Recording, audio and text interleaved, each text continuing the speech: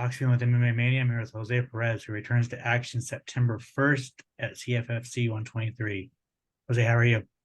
I'm doing good, man. Getting ready for it. Awesome, man. About a week out. How you feeling? I feel good. I feel really good. I feel like the cardio. This kind of been an elongated camp. Uh, just because everything has had happened leading up to this. But no, the cardio's top notch. I'd say that's like one big benefit from having like more weeks spent focusing on a fight. Cardio's great. My mind, I'm not gonna lie, I'm as much as I love it, I am ready for it to be over too and to have like a little moment just because like I said, it's been this one's been extended a little bit, but no, I'm ready to go, man. I'm excited. I think I'm in a good place physically and mentally to get in there and do exactly what I need to do. Great to hear. Um, let's talk about CFSC 121. Obviously, fight didn't happen. How disappointed were you that it happened? And you got sick. So like, what happened? Oh well, I mean, I've had something similar happen one time when I had a short notice fight, but I was able to make it there. That was one of when that one happened. I kind of thought that maybe like that one could have went either way. There was like times when I thought that maybe I should have like not showed up that time when I fought, and I just told myself like I'm not going to do anything like that again. Just because of the mixture of like dehydration and concussions, like I'm not going to do it again. So yes, super disappointed on my end, but it's kind of one of those things where I was expected to do something. So even though yes, I myself was disappointed, I'm not really allowed to like sit there and be like, "Oh man, feel sorry for me," because like it didn't happen because it's kind of it's in response to something that I was like the cause of. You know what I'm saying? So um yes, I'm disappointed. I would tell my like close family that, but I would never like go out and publicly say like I'm so disappointed because no one's gonna really feel bad for me. Um, but no, I got sick one other time and I've experienced and I just told myself if that were ever to happen again, I'm not going to do it again. And and no, it was just getting to the point to where even if I were to have rehydrated, I was just kind of in I was in a bad shape. I was in bad sorts and you know, pulling the plug, I didn't feel bad about it. I don't regret pulling the plug like that night. My mistake wasn't made like that night. My mistake was made like weeks before. I should have tried to like get closer, get to like a closer starting point, but no, learn from it, I guess. Really unfortunate. Everybody handled it a lot better than they had to, but we're here now. I promised a man that I was going to get into a fist fight with him, and I'll be damned if I don't follow through on that promise. How happy were you that the fight got booked right away? No change of opponent. You're fighting the same guy, same title fight, same everything. Oh, that's the only way it was going to happen. There's no happy, like, there's no what if. I wasn't going to fight anyone else except for Chris Vasil just because I gave the guy the opportunity. He did everything right, he did everything on his end. So that would be BS that he would like miss out on that opportunity. No, like I said, I promised the man a fist fight. We're going to get into a fist fight. There was no other option. I wasn't going to fight anyone else leading into this. So I wasn't having it. It's been over a year since your fight, man. Why the long layoff? Like longer than usual layoff? Like you're usually pretty active. Yeah, no, well, I'd say once I kind of got into like the business side of things, that's where things slowed down. Now you're like doing more out the gate. I knew for a fact, like, all right, we just need to cover ground. We need numbers on the record, particularly on the win side. So let's just rack them up. And I wasn't really looking at them as like experience. I was looking at them as a number. Now I'm getting to the point to where I'm fighting like more skilled fighters. So now I'm getting like legitimate experience. I take the fights a little more serious in terms of like planning for them and making sure that I'm not drilling just the things I'm comfortable with and kind of like expanding into those uncomfortable territories. So that, but not only that, it's let's fight. Now I'm kind of in the area to where like a short notice UFC call could happen. The contender series could happen. The ultimate fighter should have happened. Um, these are all options. So it's like take a fight. All right, let's look around, see what's offered to us, and then nothing. All right, let's try again, and we'll see where we stand after that. So now it's just kind of like take a fight, see where you're at. Take a fight, see where you're at. Um, a lot of people would complain about that, but I don't fight like if you were the one to fight, and basically these guys are trying to score points. They're trying to fight, and like they're doing it as clean as possible. They're following the rules. They're just sticking by the book, and they're not really going out there and like sticking their neck out in these fights. So they're not really taking a lot of damage. It's been said, and it's true. Like I said it leading before our last mix up. John Morgan talked about it before that. It's true. Like the method of which that I'm going about fighting. So it's not just who I'm fighting. I'm fighting like the best guys I can. I'm taking a risk there. And then I'm also fighting them. I'm kickboxing kickboxers when I'm a jiu-jitsu guy. Like, you know what I'm saying? And I'm making wars out of fights that don't necessarily need to be wars. And the tax on that is, yes, it makes an amazing fight and hopefully gets those, the eyes that I need on me to get me to that next level. But that's a lot of damage and a lot of risk.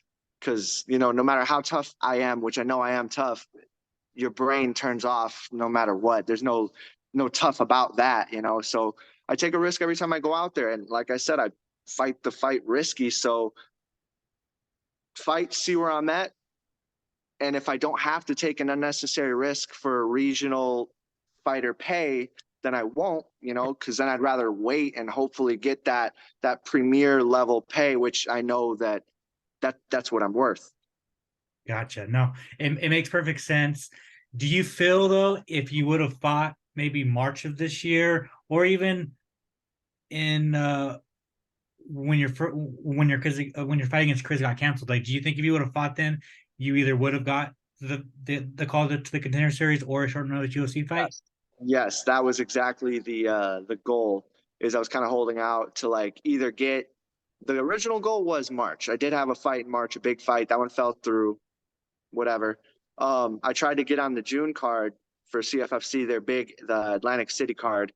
And that it's a little tougher for me to find opponents at this point, like just because I've kind of fought that the circuit's only so big. There's only so many guys at my weight class at that level in that area. So we didn't find anything there. We tried the Mississippi show. We already know what happened there.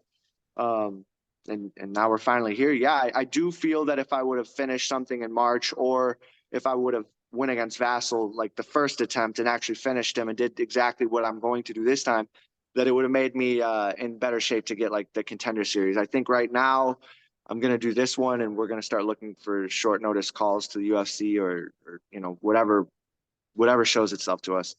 Gotcha. All right, well, let's talk about it, dude. Chris Vasil, obviously you've been training for this guy for for a few months now, so Yeah, no. I guess just what do you think of the matchup as a whole, right? Like you've probably tape studied him, studied this dude. I'm sure you're sick of talking about him at this point. So like, what do you think of him as an opponent? So there's I always say it like there's two spectrums of thought on it as far as like what makes a fighter like skilled. You could have those guys that are like in the gym, they have all the technique, they're highly skilled, but then like for whatever reason they don't have that like they can't pull the trigger in a fight, in a real fight, in a real situation. They just don't have it mentally. And then there's those other guys that aren't as skilled, but they're gamers. And those are the guys that end up journeymen. And it's not even based off their skill. It's just like their toughness and what they can do in a fight. Uh, I would say that Vasil he's got some tricks. He's got a lot of tricks. He's got some things that we've worked on, that we've prepared on, like just things that are abnormal that he does as far as like techniques go on the physical spectrum of things. But on the mental spectrum of things, I was a Chris Vasil fan long before he was ever in the ballpark of being an opponent or like a possible matchup for me. Um, because he's tough, because he takes risky fights and he shows up. I mean, if I would have dealt with any of the prima donna fighters that I've like fought before, and I would have done that bullshit that just happened, they would have threw a hissy fit. They would have like not fought me or some nonsense like that, or tried to like get some fight. No, Chris Vasil just took it on the chin. He did his little promo with the cigar and the sunglasses. I don't know where that gimmick came from, but what I like about Vasil is he's genuine. Don't add gimmicks. Don't try to be funny. You're a bad motherfucker. The bad apple Vasil. Just be that. And then I think that as far as like on the physical spectrum of things, there's some like techniques that he can work on, but he's mentally tough and he's going to show up. And I think that that in combination with just who I am and what my abilities are, it's going to be the one, man. It's going to be the one. Yeah, no, on paper it's a fun fight, man. And now there's like more interest in it, right? Because Yeah, it more was it, suspense. it was so hyped up for the first fight. Now it's even more, and just it's just a fun fight. So let's just at the end of the day, man, September 1st, how do you get your hand raised? Oh, I'm going to finish him. That's no doubt. I think I'm going to touch him up on the feet. I think I'm going to use my length. And here's the thing: a lot of people are scared. Like this isn't a game plan. My game plan for this fight is the same as it was for the last fight and the last fight and the last fight. Do you think that Capaldo didn't know I was going to try to touch him up on the feet and then take his back and choke him? Like that's what I'm going to try to take your back and choke you. That's what I'm going to do. That's what I did to the guy before. Wells, what do you think he thought was going to happen when we hit the ground? Like he knows exactly what I'm going to do. The game plan is clear. That's why I don't work on being tricky. I don't game plan specifically. I have a system of moves that work, and then I have a secondary system of moves that work if that doesn't work. But I just don't think that he's good enough to make me peel back a layer. I think that I'm going to go out there. I think I'm going to touch him up on the feet. I think I'm going to get my takedown. I think I'm going to take his back because he's going to try to get up, and he's definitely not going to pinch that elbow. He's going to let that hook sink, and I'm going to get my arm under his neck, and I'm going to finish him just like I did the guy before and the guy before. Awesome, man. And then finally, say you go out there, you finish Chris Vasil. I mean, you've kind of already hinted like you're gonna look for the next promotion, UFC, PFL belt, or whatever it may be. But like, say you don't get an immediate call. Like, are you willing to like fight in CFFC again, like for like double champ status, or is the goal the UFC? Um, so that's the only way. I mean, I don't really have much of a foot to stand on to call for something like that just because I've been inactive and then botched a weight cut. So it's kind of tough to like ask for that. But if something like that were to be offered, if the 55 champ was like, hey, that dude Jose, I want to punch that guy in the face, and we set it up that way, then yes, dude, I will take that happily because I'm the type of person who I need to go upward. I need to move forward. And right now I'm at the top of the hill.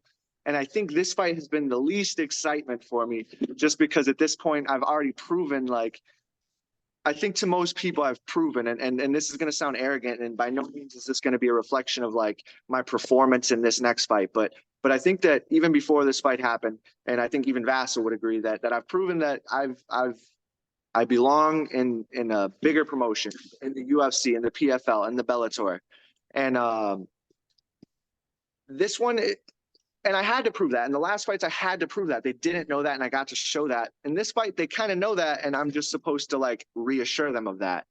And that's not really moving forward in terms of like my career. This like pay on this side is there, but it's not life changing. It's not going to move me ahead too far on that end. But then on the flip side, on my career, we've kind of been playing to where we hope this is next fight's going to be the one to get into the UFC. This next one will be the one to get into the UFC. So there's no up for me from here unless it is something like going to the 55 and trying to get a belt there. But again, like I said, no foot to stand on to ask for that. Gotcha. Awesome. Jose, thank you so much for your time, man. I really appreciate it. If you want to plug your social media, any sponsors you might have, and if you want to thank anybody, the floor is all yours. Yeah, man, no sponsors, dude. Illinois Link Card was my first sponsor, my last sponsor, and maybe my only sponsor until I get to the Venom. But social media is J Squabbles, Jay Squabbles. If you don't know how to spell Squabbles, I'm not going to help you out on all social media. Tune in September 1st and then September 2nd for a different guy. But September 1st, that's the one. September 1st at the end of the bill, that's the one. That's the one you tune in for. UFC Fight Pass, September 1st.